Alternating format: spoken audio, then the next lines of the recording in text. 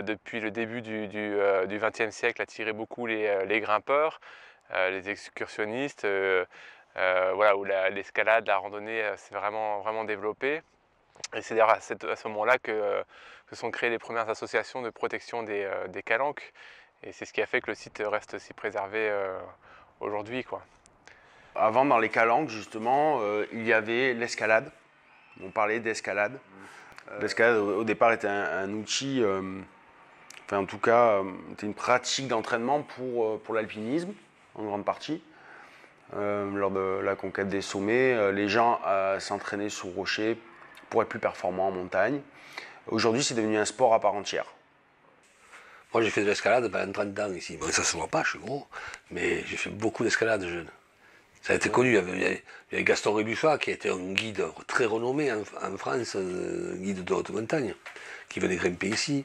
Après, il y a eu une autre personne très connue du monde de l'escalade, c'était Patrick Lélinger, qui est venu souvent grimper ici. Patrick Lélinger.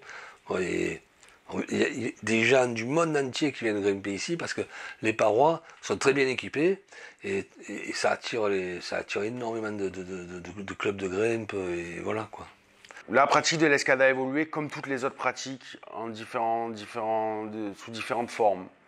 Avant c'était l'escalade, après on a découvert la via ferrata. Bon, dans les calanques on ne parle pas de via ferrata mais via cordata qui évolue à des cordes.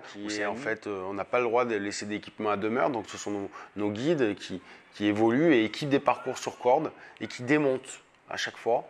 Donc il y a une vraie interaction avec les gens et on va à des endroits qui sont inaccessibles par la randonnée classique en utilisant des cordes, donc c'est assez sympa. Ça permet de découvrir des endroits sauvages et un peu inexplorés. Très simplement parce que j'avais un frère à l'époque dans les scouts et qui faisait beaucoup de grimpe lui aussi et il m'a initié à l'escalade.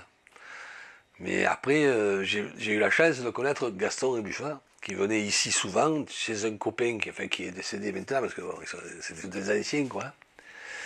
Et il m'avait donné ma première vraie corde d'escalade, c'est Gaston Rébuffat qui me l'a donnée. Il m'avait dit, parce que moi je grimpais avec une corde que j'avais volée sur un bateau là, et je risquais la mort toutes les 5 minutes. Et il m'a dit non, tu peux pas grimper avec ça. Il m'a dit tiens, prends celle-là de corde. Et tac, il m'avait donné une corde. Alors, tu parles, alors la corde de Gaston Rébuffat, tu vois. C'était comme si un rocker il rencontrait Johnny Hallyday, tu vois ce que je veux te dire, tu vois. C'était pareil, tu vois. Et puis voilà, et après j'avais acheté des livres de lui. Et en fait, je lui dois beaucoup à Gaston Rébuffat, parce qu'avec ses livres et sa corde, j'ai tout appris dans l'escalade. Et puis c'était génial. Aujourd'hui, le loisir prend une grande place. Ça évolue avec les années, depuis que les gens ont commencé à avoir du temps libre. Et la promotion des grandes marques.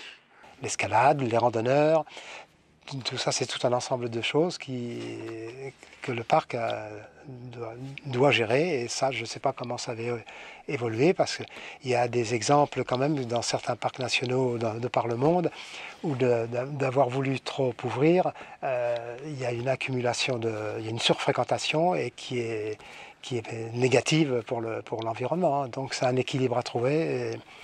Et ça, je pense qu'il y a beaucoup de gens qui réfléchissent là-dessus, dont le parc, hein, avec les acteurs locaux, ce qui est important aussi, hein, bien sûr, de ce qui se fait déjà et ce qui se fait depuis très longtemps sur le parc.